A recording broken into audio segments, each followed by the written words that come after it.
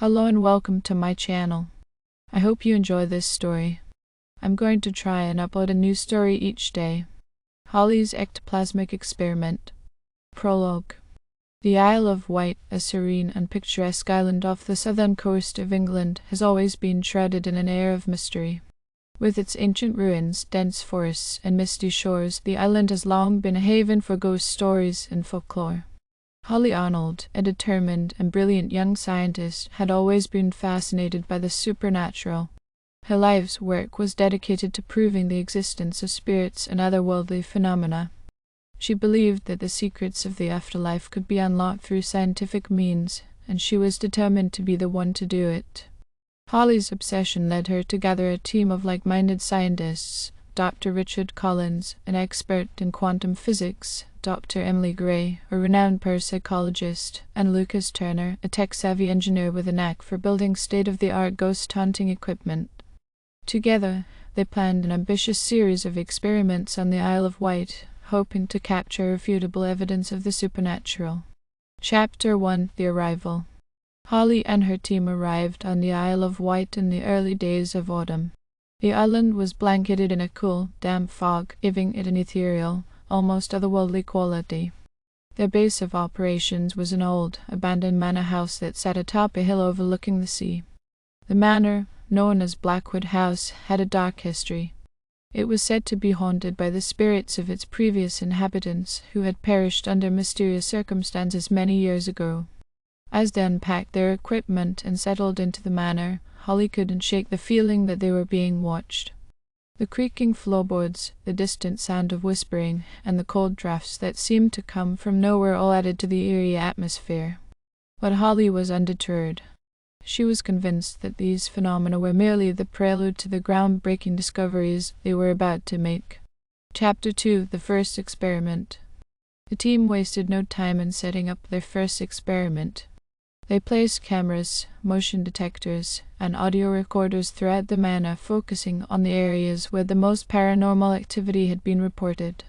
Holly, Emily, Richard, and Lucas gathered in the manor's grand hall, where they had set up a central monitoring station. "Everything is in place," Lucas said, his eyes glued to the array of screens displaying live feeds from the cameras. "Excellent," Holly replied, her voice filled with anticipation. "Let's begin." They started by conducting a séance, using a Ouija board and a series of incantations to try and communicate with any spirits that might be present. As they chanted, the air in the room grew colder and the candles flickered violently. Suddenly, the planchette on the Ouija board began to move on its own. "Are you here with us?" Emily asked, her voice trembling. The planchette moved to "Yes. What is your name?" Richard inquired. The planchette spelled out Elizabeth. Elizabeth, Holly said softly. "What do you want?" The planchette moved quickly, spelling out Revenge. A chill ran down Holly's spine. She had read about the vengeful spirit of Elizabeth Blackwood, the last owner of the manor, who had been accused of witchcraft and executed by the villagers. A restless spirit was said to haunt the manor, seeking vengeance on those who wronged her. "We need to proceed with caution," Holly said, her voice steady. "We're dealing with a powerful and angry spirit." Chapter 3: Unleashing the Darkness. Despite the ominous warning, Holly was determined to press on. She believed that they could help Elizabeth find peace by uncovering the truth about her death. The team continued their experiments, conducting EVP electronic voice phenomenon sessions and using advanced equipment to measure changes in the electromagnetic field. One night, as they were reviewing the data, they discovered something extraordinary. One of the cameras had captured a faint, glowing mist moving through the hallway. It was unmistakably ectoplasm, the physical manifestation of a spirit. Holly's excitement was palpable. "We've done it," she exclaimed. "We've captured proof of the supernatural," but their celebration was short-lived. As they delved deeper into their research, strange things began to happen. Objects moved on their own, disembodied voices echoed through the halls, and the temperature in the manor fluctuated wildly. The spirits they had sought to document were becoming increasingly active and hostile. Chapter 4: The Haunting Intensifies. The team was on edge, but Holly refused to back down. She believed they were on the verge of a major breakthrough. One evening, as they were conducting a thermal imaging scan in the basement, they heard a blood-curdling scream. Rushing upstairs, they found Emily lying unconscious in the grand hall, her face pale and her body trembling. "Emily, what happened?" Holly asked, shaking her friend gently. Emily's eyes fluttered open, and she whispered, "I saw her. Elizabeth, she was angry, so angry. She said we have to leave, or she'll make us suffer." Holly knew they were in grave danger, but she was convinced that the only way to stop the hauntings was to confront Elizabeth's spirit directly. They decided to conduct one final experiment, a full-scale summoning ritual, to try and communicate with Elizabeth and put her spirit to rest. Chapter 5: The Final Experiment. The night of the summoning was dark and stormy. Thunder rumbled in the distance as the team gathered in the grand hall. They had drawn a large pentagram on the floor and placed candles at each point. In the center, they set up their most advanced equipment, including a spirit box and a thermal camera. Holly began the ritual, chanting ancient incantations she had found in an old grimoire. The air grew thick with tension, and a palpable sense of dread filled the room. Suddenly, the candles flickered out, plunging them into darkness. The spirit box crackled to life, and a voice, distorted and otherworldly, echoed through the room. "You should not have come here," it said. "Elizabeth," Holly called out, her voice steady despite the fear gnawing at her. "We mean you no harm. We want to help you find peace." "Peace," the voice sneered. "There will be no peace for you. You have awakened us all." Chapter 6: The Horde Unleashed. The temperature in the room plummeted, and a gale-force wind swept through the manor, slamming doors and shattering windows. Shadows moved in the corners of their vision, growing more distinct and menacing with each passing moment. The ectoplasmic mist they had captured on camera now enveloped them, swirling and coalescing into the forms of countless vengeful spirits. "We need to get out of here," Lucas shouted, his voice barely audible over the cacophony of ghostly wails. But it was too late. The spirits closed in, their eyes glowing with malice. They grabbed at the team, their touch like ice. Holly felt the bony hand wrap around her wrist, pulling her towards the center of the pentagram. "Stop, please," Holly begged, but the spirits were beyond reason. In the chaos, Richard and Lucas tried to fight their way to the door, but the spirits overwhelmed them, dragging them back into the darkness. Emily, still weak from her earlier encounter, was caught in a spectral grip, her screams echoing through the manor. Holly realized that they had made a terrible mistake. They had not only disturbed Elizabeth, but had also unleashed a horde of vengeful spirits bound to the manor by centuries of pain and suffering. She struggled to free herself, but the spirit's grip was unyielding. Chapter 7: Confronting the Consequences.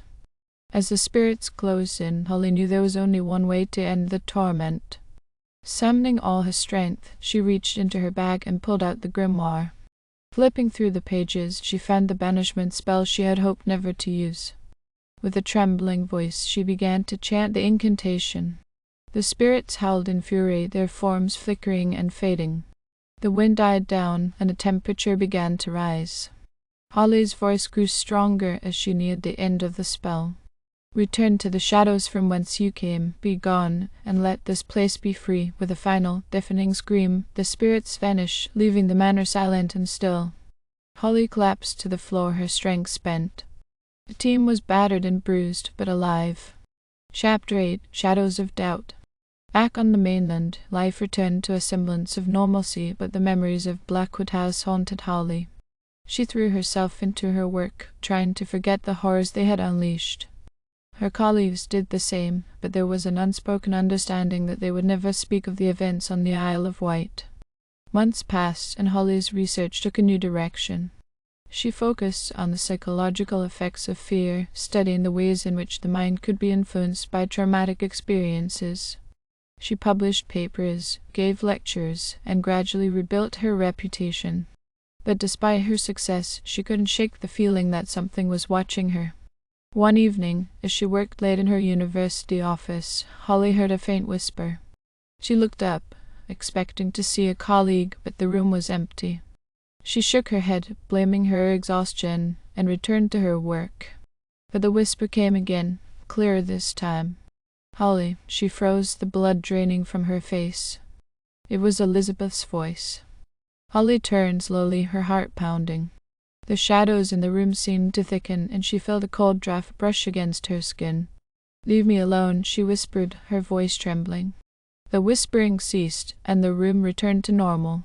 Holly took a deep breath, trying to steady her nerves. She convinced herself it was just her imagination, a lingering effect of the trauma. But deep down, she knew the truth.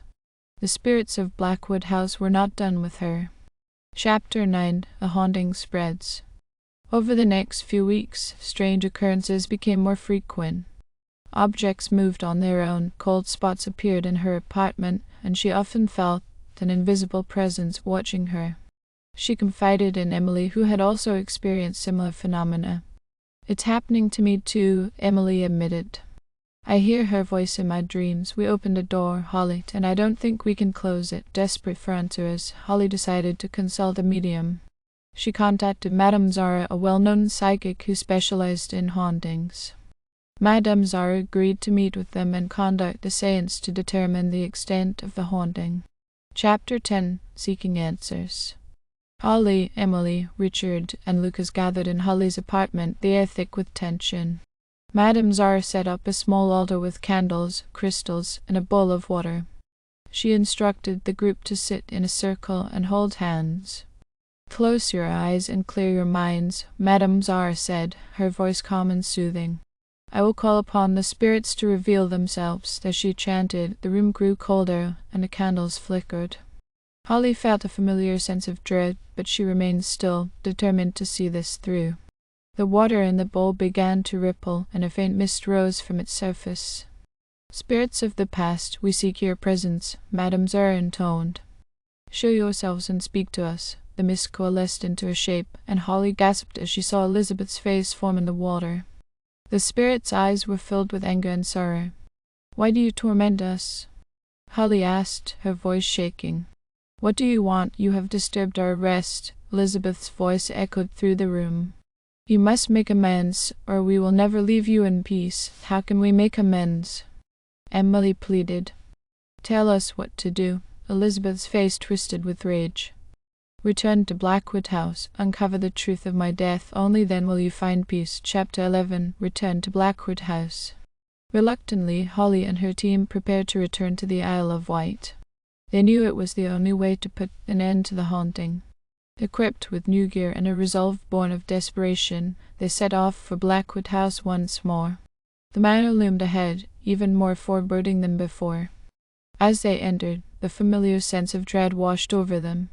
They set up their equipment, determined to find the evidence they needed to appease Elizabeth's spirit. They began by exploring the basement, where Elizabeth's ghost had first appeared. Holly and Lucas uncovered an old journal hidden behind a loose brick in the wall. The journal belonged to Elizabeth, detailing her life and the events leading up to her death. Chapter 12. The Journal Secret. Holly read the journal aloud, her voice echoing in the damp, musty basement. Elizabeth had been a healer, using herbs and natural remedies to help the villagers. But when a plague swept through the island, she was accused of witchcraft by a rival who coveted her land. She was innocent, Holly said, her voice filled with sorrow. She was trying to help, and they condemned her for it. The final entry in the journal was a desperate plea for justice, written on the night before Elizabeth's execution. As Holly finished reading, the room grew colder, and the spirit of Elizabeth appeared before them, her eyes filled with tears. "Thank you," Elizabeth whispered. "You have uncovered the truth. Now, you must help me find justice." Chapter 13. Confronting the Past. Elizabeth led them to the manor's attic, where they found a hidden room containing relics from her trial. Among the items was a ledger detailing bribes paid to the judge and false testimonies from villagers. It was clear that Elizabeth had been framed. "We need to take this to the authorities," Richard said. "This is the proof we need to clear her name." The team documented everything, preparing to present their findings to the local historical society. As they worked, Elizabeth's spirit seemed to grow more peaceful, her form less distinct. "You're doing the right thing," she said. "But be careful. The ones who wronged me will not let the truth come out easily." Chapter 14. The Final Confrontation. The next day, they presented their evidence to the Historical Society.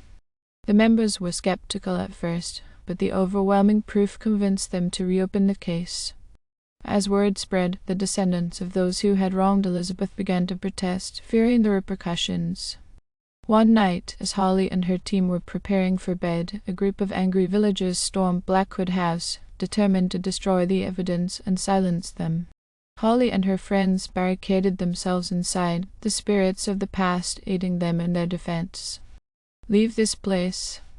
Elizabeth's voice echoed through the manor, her spirit materializing to confront the intruders. "You cannot hide the truth any longer." Terrified, the villagers fled, leaving Holly and her team shaken but unharmed. Chapter 15. Justice Served. In the following weeks, the Historical Society officially cleared Elizabeth's name. A memorial was erected in her honor, acknowledging her as a healer and a victim of injustice. With her name cleared, the haunting ceased, and Blackwood House felt lighter, free from the burden of its dark history. Holly and her team returned to their lives, forever changed by their experience. They had not only proven the existence of the supernatural, but had also righted a historical wrong. Holly continued her research, now with a deeper respect for the mysteries of the afterlife. Epilogue. Years later, Holly stood before Elizabeth's memorial, a sense of peace washing over her. The spirits of Blackwood House were at rest, and she had fulfilled her promise to Elizabeth. As she turned to leave, she felt a gentle breeze and heard a soft whisper. "Thank you, Holly." Smiling, Holly walked away, knowing that some doors, once opened, could indeed be closed. But the lessons learned from peering into the unknown would stay with her forever, a reminder of the thin veil that separates the living from the dead, and the consequences of tampering with the unseen forces that lie beyond. Thank you for listening. I hope you enjoyed this story. Please don't forget to like, and even better, like and subscribe. Thank you very much, and I hope you have had or have a great day.